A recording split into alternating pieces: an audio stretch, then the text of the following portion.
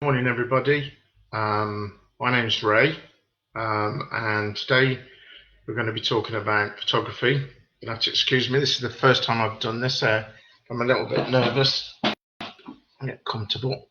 Um, so, as I say, my name's Ray. I'm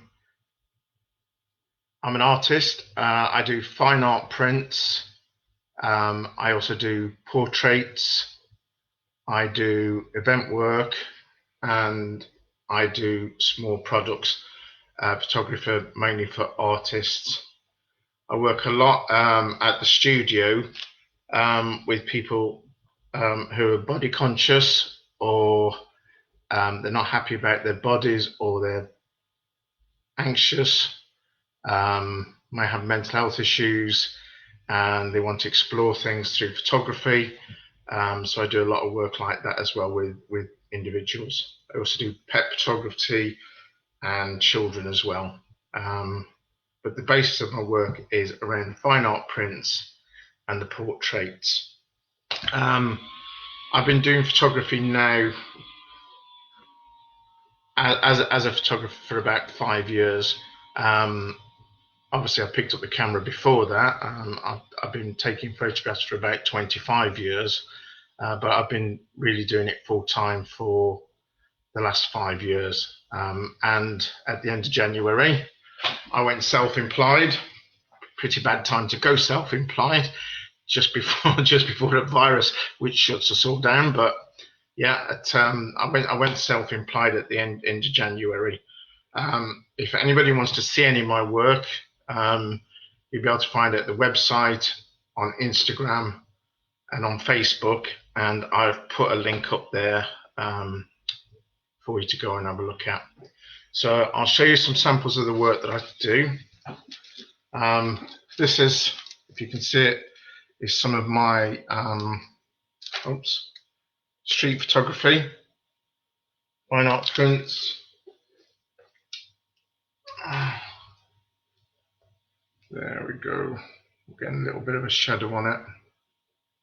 So we've got that one there. See, and this is another one.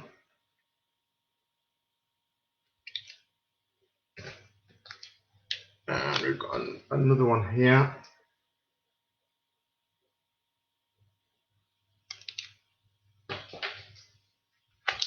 And then we've got some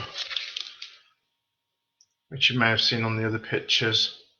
You'll probably be able to see these all better on the actual website or on Instagram.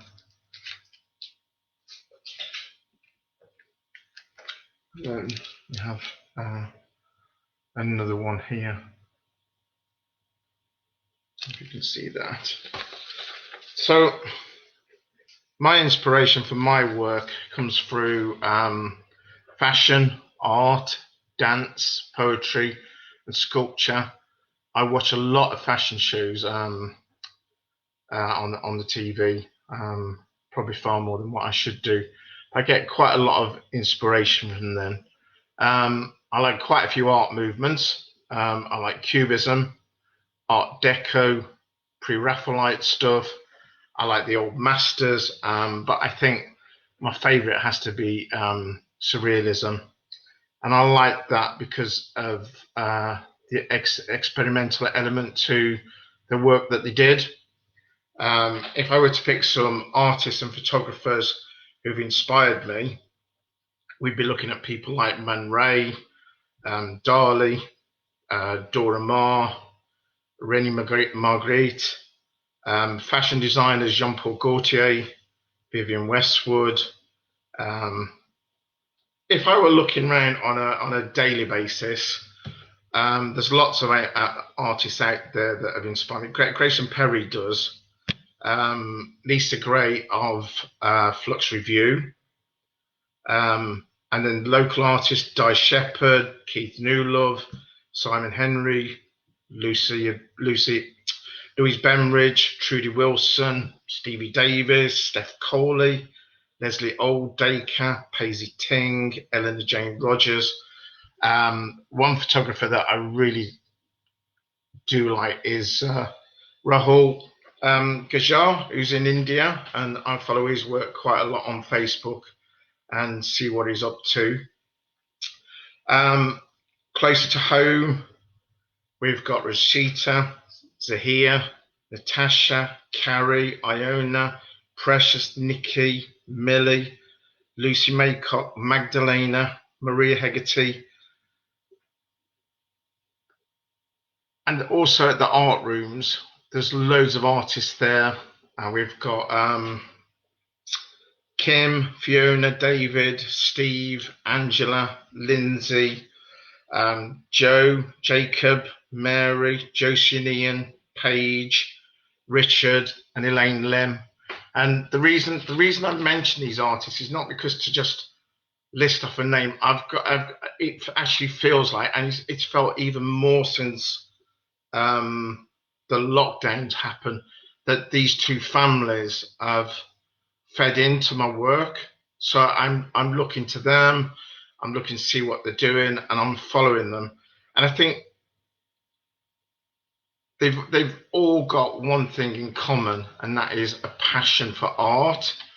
And I think that artists, if they're going to be inspired, don't need to look at photographers. If you're a photographer, you don't need to look at photographers. And if you're an artist, a painter, you don't need to look at painters, but you do need to look at other artists and get your inspiration. And when you get an artist with passion, you can't help but learn from them and see what they're doing. I did say that if you've got any questions, I will answer them. I'm not getting any questions come up on here. I can't see any chat, so what I'll do is I'll answer them after. So if you just put them in, and I'll come back to you. But the one thing that I've noticed about artists, and I think I'm talking to the people out there now who are doing art work and craft work, I've found it's very hard to be motivated during the lockdown because of COVID, because of people dying and the stuff that's happening on the streets. But we have nurses and we have doctors out there who are saving people's lives. We have key workers out there who are going out and doing their work and keeping the country going. And I actually think that the artists that I'm talking to are actually feeding the nation through Facebook and their websites with art, and they're actually helping people's mental health and well-being. And I think that's really important because we're stuck, and it's very hard for us to do any work. And I say we feel guilty about doing it, but we're actually feeding the nation. If you look at how many people who are reaching out to do something while they're in the house and stuff like that, that is coming from people who I've just mentioned earlier on. They're the people who are inspiring. The other people that inspire me and get me motivated are muses. I've got two, Kim and Trish, and I only have to talk to them or see them to start coming up with ideas. And I think lots of artists have muses, and sometimes they have muses that they don't even work with. So, I mean, for example, with me, when I'm watching fashion shows, there are certain models or certain designers that I look at and I take something from what they're doing and get ideas. And so the muses become part of your family. So I think that if you're interested in art, then you need to make these networks and build them up because they'll inspire you and they'll motivate you to go on. And I think if you're an artist, then you need to engage and you need to see that your work is actually doing something. I've just seen now a question come up from Rashida, and she's saying, what is going on in my mind when I'm composing a photograph? I'm not too sure, to be honest, Rashida. I only have to see someone to come up with an image. There's two people at the moment that I'm going to get in contact when we actually finish, and one is Natasha and one is Magdalena, because I can already see photographs in my head from actually just watching them talk about their artwork. And I can already see a photograph and an image in my head that's now waiting to come out. And once I get an image in my head, until it does come out, it just bugs. And I think that's like some artists wanting to actually sit down and actually draw. But since COVID's happened, I've not actually had Trish or Kim around. I've not had my studio. I've not had many of the props that I use. The studio's full of props. So when people come and they want their photograph doing, we work out what kind of theme we're going to go for, and then we use the props, and we end up playing, and it can take hours. But yeah. So I haven't had all that, and so I've been forced into using what's around the house, which is a different way for working. It feels quite simple. It feels quite basic, and although it's had its drawbacks, it's also been quite interesting and quite enjoyable and quite exciting to do. I have to say, since the lockdown, that it was quite hard at the beginning to get motivated until I could see a reason for actually doing it. And the other artists have done that. And so if you are feeling demoted, start talking to people and get back on the thing. So what I wanted to talk about was photographs. And what do we need? Well, lots of people think that in order to have a great photograph, they will say you need a really great camera. And it's a bit like turning around to a chef and saying, that was a really nice meal, you must have a fantastic cooker in the kitchens. You don't need a fantastic cooker, and you don't need expensive cameras. All you need is a little point and shoot, or a little mobile phone with a camera on it, and just go out there and do it. Many a good photograph has come by somebody just snapping and not actually having that expensive equipment with them. So if you've got a mobile camera or a point and shoot and you're not sure about the settings, if you just go into them and put them on auto really works, automatic photograph. But what you will find is that as you start taking photographs, and the more you do, what you'll then actually want to do is you're going to want to learn the settings, and that's exactly what happened to me. I used to have when I first started, I was given a film camera, and I could not get to grips with the settings. I couldn't work it out. In fact, what I ended up doing was I used to project poetry onto people's bodies and photograph them with this film camera. And a friend of mine, he used to set the camera up. I used to take the photographs, and then I'd have to wait then to see if they come out. And I couldn't change I couldn't change the camera once I'd set it up. So I got whatever came back.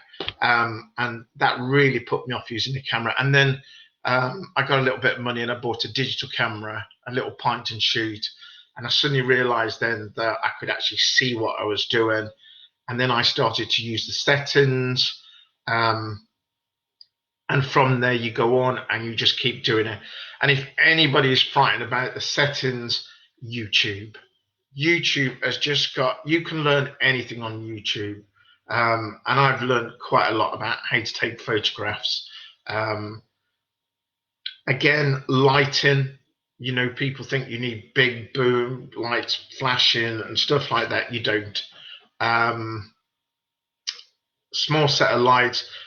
But in order to make just a simple photograph, all you need is a subject, something to take the photograph with, and some light. And that light could be natural daylight. It's best time to take photographs in the morning and the evening. But you just need that light. And I'm going to show you a photograph now that if I can show you this, it's actually on my Facebook today. And I took this photograph. There we go. I took this photograph yesterday. It was just with a small camera, and that was done with just having a crack in the curtains and the light that was just coming in through the curtains. So there were no big lights or anything, just the little bit of light coming through the curtain. And if you go onto the website, you'll be able to see that, or Instagram. That's on there now, and on my Facebook pages. So light, use natural light, small camera, mobile phone, and a subject. That's all you need. And it doesn't need, you can make the simplest things, from a bowl of pebbles to a bowl of rice to a bowl of pasta to a bowl of spaghetti. Get the camera in there and start playing with it, taking a photograph. You might think that flowers are boring, but you get your camera out there and you just take your time, get yourself focused, and get in there and have a look.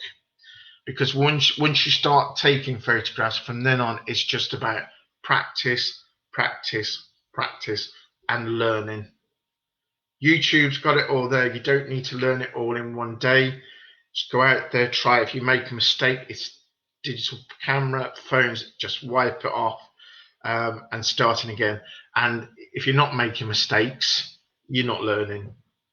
So once you start making mistakes, that's when you know you're onto something. And then you can just keep developing the ideas and have some fun experimenting. Around the house, I mean, we're stuck in.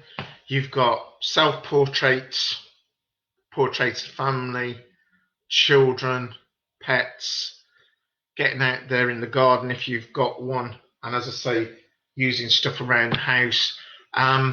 If you want to do something which is really fun and you go onto YouTube, there are lots of people talking about creative photographs and how you do it, and you can actually photograph yourself as though you're in the fridge. It sounds as silly as it is, but yeah, you can actually photograph yourself looking as though you're in the fridge. Photographing through objects, through shapes, through glass. They're all there for you to do. And they're really interesting. And as you start going through those creative ideas of taking photographs, you'll then start following other people. But I don't think you can do much better than actually